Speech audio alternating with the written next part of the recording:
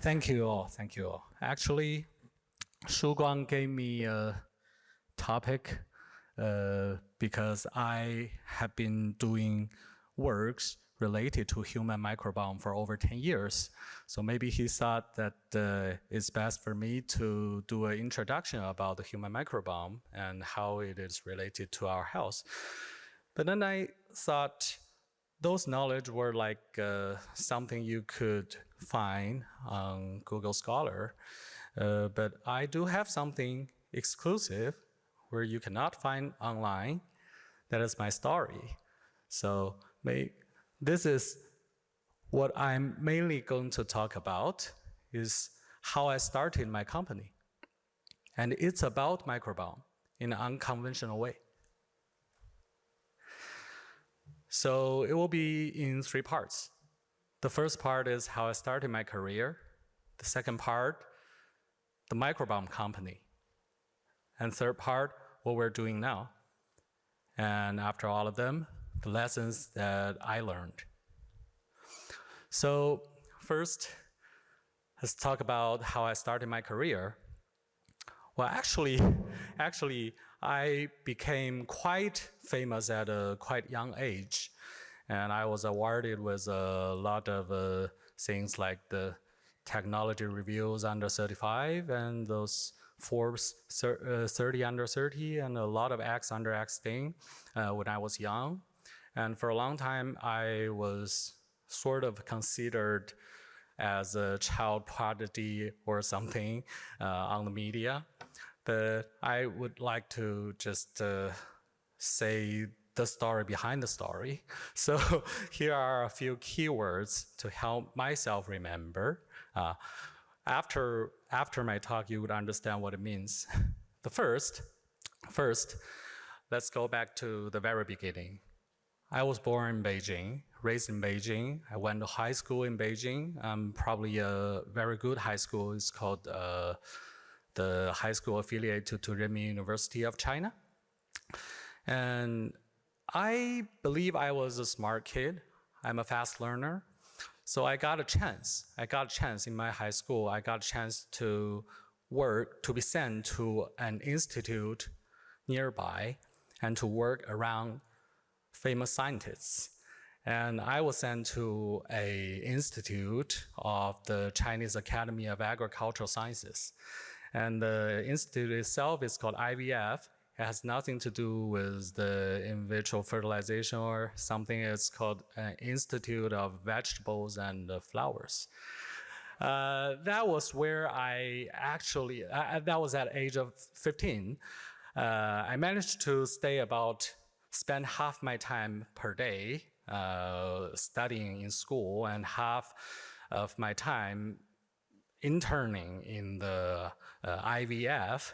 That's where I learned all the things about life sciences. Basically, I self-taught myself about the courses in the college about life sciences there. Took me 2 years, and I participated in a very good project. I got lucky. So when at the year of 17, I got my first article published in Nature Genetics, and that is about the genome of the Chinese cucumber. So that was how I started, right? It's a good start, I think. And then after that, at the summer of my maybe 11th year, I talked to my tutor at the IVF. I said, at first, I joined this program because I thought I could get my hands on the genetics, on sequencing. Sequencing was quite a hot new technology back then, but I found that all the sequencing job was sort of like outsourced to BGI. And we just saw the data and we do the bioinformatics, but I never really understood how sequencing worked. So I asked my tutor at IVF to send me as an intern to BGI to learn something. And when I went there, I met with the chairman of BGI, Mr. Wang Jian. And well, he really liked me, and I really liked him. I really liked the BGI. So I made a very bold decision. I said, maybe I should work here. Maybe I belong to here. So I decided to drop out of high school and to work at BGI as a full-time job. And of course, my parents were kind of against it. I remember I called my parents one day and I said I was going to drop out and not returning to Beijing. Oh, by the way, BGI stands for Beijing Genomics Institute, but it's based in Shenzhen. So at that time, I decided to stay in BGI, and my parents were just against it, and I have to convince the principal of my high school to let me go.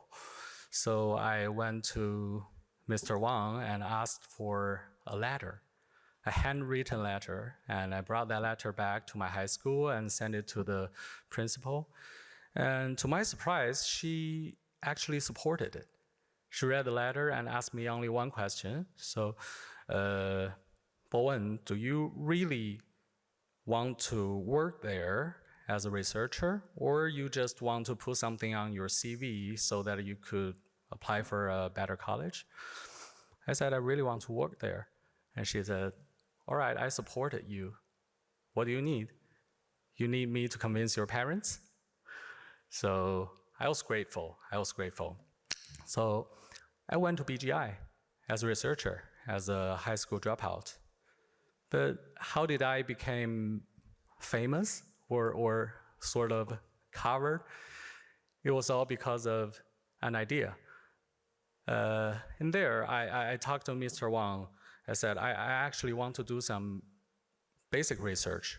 I don't want to just do some business stuff. So he said, you could find your own field of research. Just pick one. Maybe since you're smart and a lot of scientists are smart, why not just study how people are smart inheritably? At that time, I thought it must be something that has been kind of well researched, but no, strangely, no. That was 2009. I searched online, and it was like a field that is quite blank. Actually, for about 30 years, there was only just one guy I remembered correctly from King's College London. He's the only one guy doing research about the inheritability of human IQ. He's so lonely, he had to cite himself. And I thought, all right, with BGI's sequencing power and my mind, we could just crush him. That was the field I decided to do. So I said, okay, I will do the research about human IQ, about how somebody are smarter, somebody are not so smart. And Mr. Wang told me, okay, here's your first challenge and your first lesson. So you need to get your own fundings, and you need to get your own team, own people. I said, I had neither. So just you're smart, you figure a way out. So I turned to the media, actually. I talked to Mr. Wang. So if you had chance, can you let me talk to some journalists? And maybe I could spread my ideas and I could recruit some people. And the chance came. At that time, there was a reporter from Washington Post, I believe. His name is John Pomfret, and he planned to interview Mr. Wang, and instead, Wang told him that why not meet this young kid. We talked for about 1 hour, and he was totally into it. And I was famous. He was a good writer. Last year, Bowen Zhao was part of a team that cracked the genetic code of cucumber. These days, he probes the genetic gap for human IQ. Zhao is 17. Wild West in the Far East, and then he expanded to a very big piece about the Chinese science frontier or something. But I became famous. And then a lot of journalists and media went to me and they want to report about the whole thing. And I was so happy because people would know that I wanted to do this IQ project. And I had a chance to speak out saying that if you want to do this research, just come find me. So it went actually really well. Soon, scientists, researchers all over the world, they reached me. They said they wanted to do this research with me. And that was the time that I first understand that if a field that is so obvious but it looks so empty, there must be a reason. And the reason for the research about IQ is because of ethical concerns. So actually at that time, most of the Western countries or government, they were quite hesitated to fund a research related to human IQ. But a lot of researchers, they want to do so. So they sort of just flew to Shenzhen to join me. So I got a really, really good team. But I still didn't have money. Then I decided to turn to the government. I got another chance. At that time, it was the mayor of Shenzhen, city Shenzhen, who went to BGI, and he decided that he wanted to support some labs, 5 key labs in the city, in collaboration with the corporations. And I got a chance to do a presentation.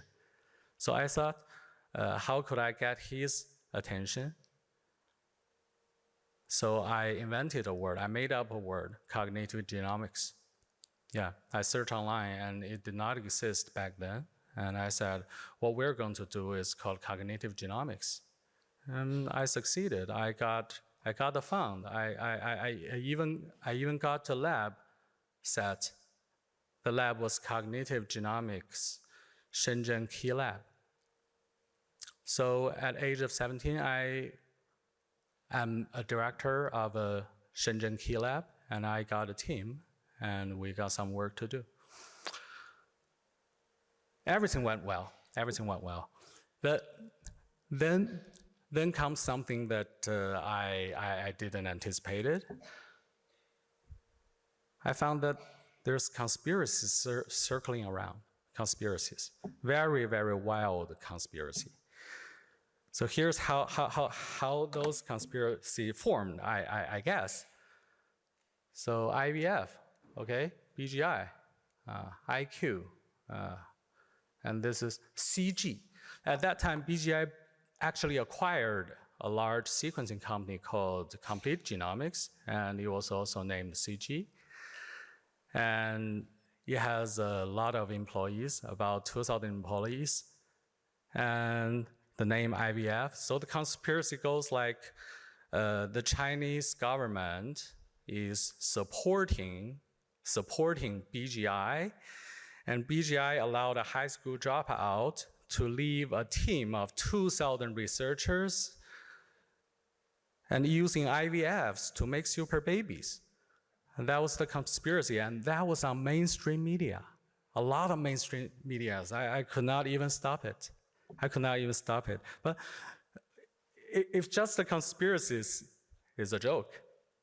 But then something happened. Something happened that really changed my mind and changed my life, I think. Actually, more than one journalist asked me, why are you going to do this research? Why do you research this? What are you going to do after you find out what gene controls your IQ? Are you going to really do something? I will say that I do not answer to those questions directly. I would say that it's impractical or something at that time. Gene editing is also not viable. But then, one day, a very, very mysterious person found me. He was from a wealthy Indian family. That's real. So I'll just call him an Indian billionaire. He reached my group and said that he wished to recruit all of my group to work for him. I said, what do you want? He said, you will not ever need any funding money from elsewhere, but I want to have the super baby. And I said, it's a joke. It's a joke. But he said, he actually did some research. He did a viable research through another team of researchers. It's actually possible without editing. You just have 100 or so embryos fertilized and then have them all sequenced and just pick the one. You have the super baby. I was scared, frankly speaking. I was scared. I never thought that my research would lead to such application, but it's related. It's related. As long as I did the research and it's possible. And what's more scary is that after we sort of started an IQ project in China, then all the Western world suddenly also has the funding to do similar stuff. So anyway, I did what I could. I don't want to participate in any part of this horrible application. So I shut down the CG lab. That was about 10 years ago. So actually, these are some pictures. These are me in the high school. I'm sorry, I don't take a lot of photos. These are me with Professor Huang Sanwen. He's the head of the IVF. And this is the CG lab team. I actually studied in CUHK for a while, but I dropped out again. That's another story. And this is my high school principal, and this is Wang Jian. So what to do next? That was my next question come to my mind. So I allow myself to relax for a while, wait for the things to cool down, and to think what I should do next. Then I got a choice. I was sort of an expert in sequencing at that time, so human genome or human microbiome. That's just, I need to choose.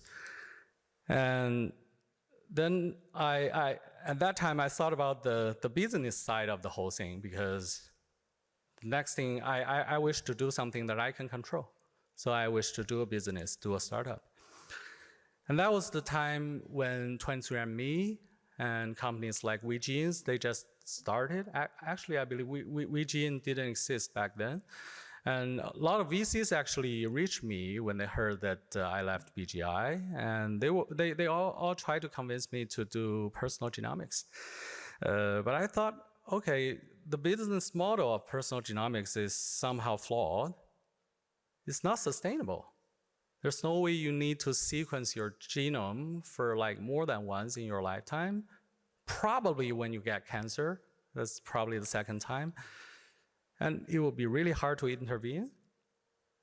But for microbiome, it is constantly changing, but equally important, and it's easier to intervene. So I chose the microbiome. And that was really early, really early. So I started the very first company about microbiome in China, probably the second one in the whole world, second to UBaum, I believe. So this brings us to the part two, how I started from like, I just ended my job in BGI doing IQ research, but I decided to do a company, a startup about microbiome. So the first problem I faced was fundraising. I talked to a lot of VCs, but in the meantime, I was kind of hesitate. I don't want to reach to those VCs who actually don't understand what I was doing, but just because I was a child prodigy or something. So it was kind of I got a very twisted mind back then. I remember that at that time, I usually took it would took me over 2 hours talking to a venture capital, and in the end, they will say that, all right, I think it's really good, but the market is not ready, and I know a doctor who's good in doing anything colorectal cancer, and you two should connect. So this kind of things happens again and again, and I didn't get any money until I got a chance. I met another, I believe, a factory owner. Let's call him the bee propolis guy, because he started a factory and made a fortune by selling the bee propolis as functional food to people with type 2 diabetes. He saw the opportunity because when I pitched him that the human microbiome is related to obesity and related to type 2 diabetes, so he said, hey kid, I want to give you a chance. Here are three samples of my family. You tell me what you can find from those 3 samples.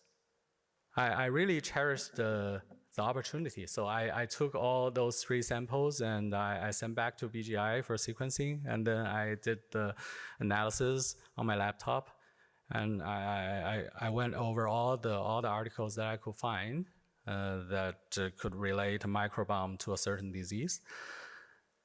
And then I reached him. I said, all right, so here's I think Mr. Lee, his name was Lee. I said, Mr. Lee, I believe you are obese, that's obvious, and I believe you have type 2 diabetes, and your wife have obesity too. I said, go on. And I believe your son also is obese. And he was like, huh? That was the time I know I screwed up, because his son, he showed me the picture, was very thin and tall and fit. So I went back to do the fundraising. But about 6 months later, he reached back to me. He said, Bowen, I want to invest in you. I said, why? He said, how? You should see how my son got fat. It's really interesting. So actually, we sat down to guess what happened. The most probable case was that his son was like 12th grade and was preparing for the higher education examination. That was like the Chinese version of SAT. And so he used to play basketball, used to sport a lot, exercise a lot, but then he changed his lifestyle. And meanwhile, his mother tried to feed him too well. So his microbiome has already changed, but his body sort of like has a lag. Just waited for several months to show. So that actually gave me a lot of faith. That bee propolis guy, Mr. Lee, he lended me about 9 million RMB, and I started my own lab. That was the first lab to do only human microbiome. And after the lab was set, I started to think about one problem. How do we feed the lab? How do we get all the samples to run the lab?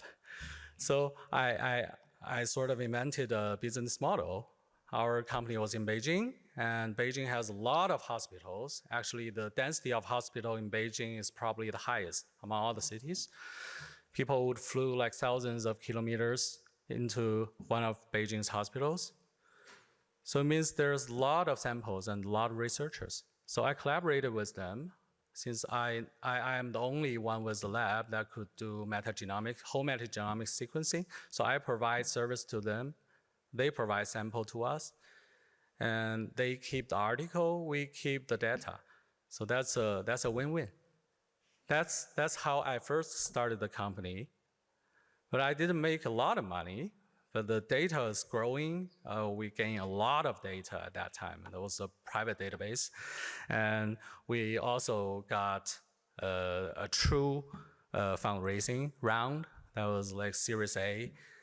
And then I started to like invest in more technology. For example, we developed a technology called the line-enrich.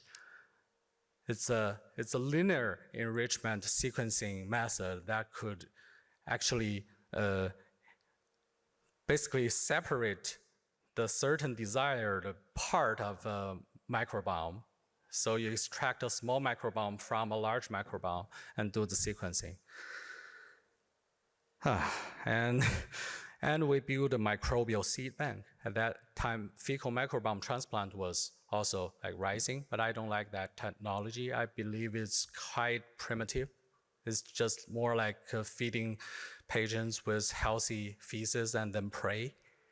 So I decide, why not? We could do better. Why not we just isolate each and every part, every species of the whole microbiome, and then we can make a combination of what is needed, an artificial microbiome, and we do the transplantation. How hard could that be? It turns out it's really, really hard. Forgive me, I didn't finish my college degree, so I didn't know that most of the microbes were inside the gut were anaerobic microbes, just very hard to culture. Actually, on the textbook, it says only like 20% could be cultured. But we faced the challenge, actually, and we made some breakthrough. Actually, nowadays, we already like cultured more than 60% of the anaerobic microbes inside human guts. So partially, we reached the goals. I will go fly through. This was a BP back in 6 years ago, I believe. That time, we were really ambitious. We were investing in testing, in the application, that's the microbial seed bank, and in research, and we did a lot of things. For example, we developed the sampling kits, from sample to report, a lot of things. Frozen sampling kits, our lab. This is line-enrich technology. Very fancy animation, those things. We did a lot. Yeah. It's still very fancy. I'm proud of the animation team, actually. Yeah. It's really good. I want to show it. But that was like 6 years ago. 6 years ago. So actually, how did everything go? That was the true story. So we did a lot of things. We burned a lot of money. But in the end, it's like half-half.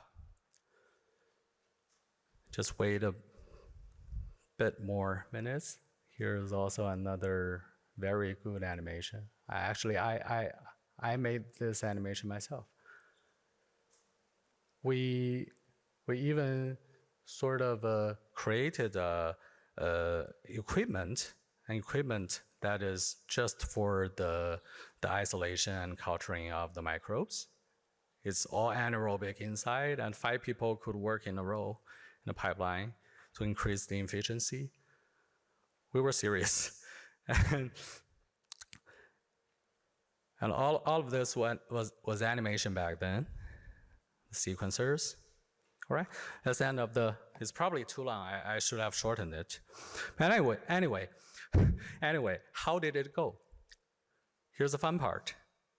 So line-enrich is a totally disaster, actually. We actually achieved it. But when we spent 2 years achieving it, and during that 2 years, the sequencing cost goes down a lot until the main cost is not sequencing anymore. So we spent like millions into a technology that is obsolete even before it went to the public. Okay? Knowledge base is something that we gathered all our data, and we created a platform and allow researchers to do research on it, to use as a platform, like a PaaS service. But it turns out the only user was us. And researchers, PIs, they paid you. They want you to do the analysis for them instead of they had to use your platform. But the microbial seed bank is huge. It saved my company. So here's the part 3, what we're doing now. Okay, now the microbial seed bank is the largest seed bank holding the human microbes. Contains more than 100,000 non-redundant strains. By non-redundant, I mean the sequences and the result from a multi-toph spectrums are different. Okay, and we managed to isolate more than 1,500 different species from human gut. And we even discovered over 200 novel species during the process. We have the right to name it. And we have over 30 plus patents. Most of them are specific strains of microbes that are functional. For example, we have those are natural human residential strains that could stimulate GPR119 and GPR120 so that your GLP-1 is upregulated. We even found the human residential strains that could produce a lot of AMN, and that could go around restrictions. Of course, we are now doing the artificial microbiome transplantation and doing that to help the kids with autism. So those thoughts, those dreams were all come true today. And we're now one of the finest human residential probiotics supplier. We do OEM, ODM for the whole food industry. And yes, in the same time, we do drugs. We're developing live biotherapeutic products, LBPs, so just a fancy name for microbe drugs. And a lot of VC would warn us that you cannot do drugs and food in the same time. But for us, my answer is I want to do both, and I believe that they can help each other. Because our strains are sort of intrinsically safe, they come from healthy human gut. They're human residential, so they're very safe.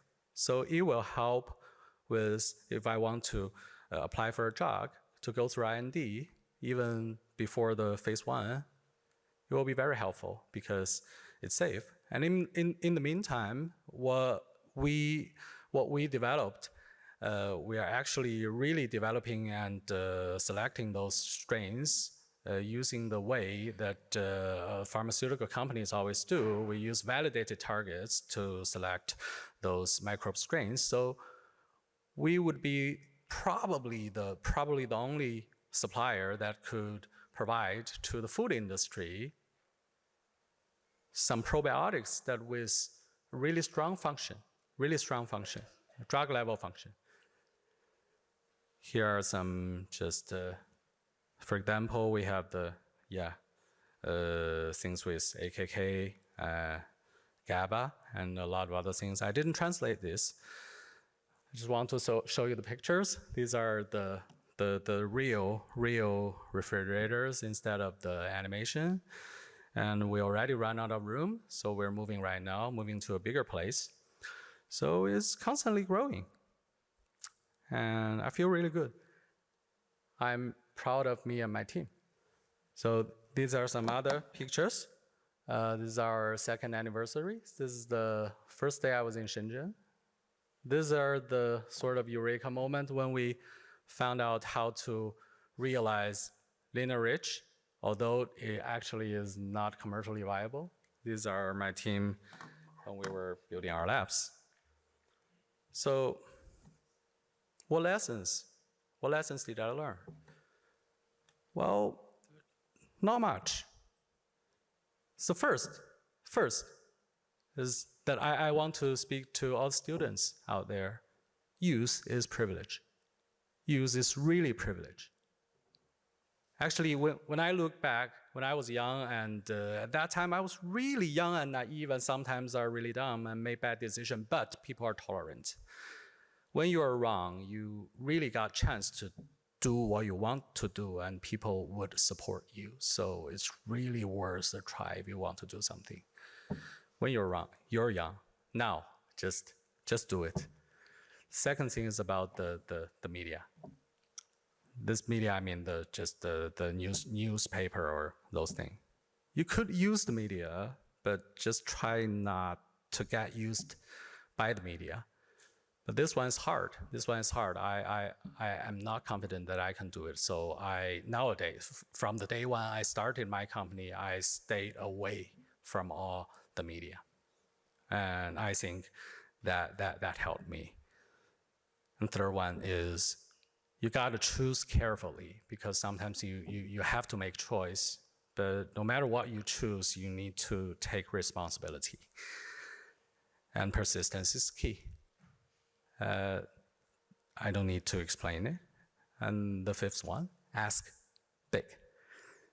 This is from Shu Guang. From Shu Guang, my teacher and tutor. Thanks Shu Guang for this chance for me to give a speech here, and also thank you for the chance for me to sponsor, although only a little bit, this symposium. So Shu Guang's quote, if you ask big questions, you get big answers. Thank you.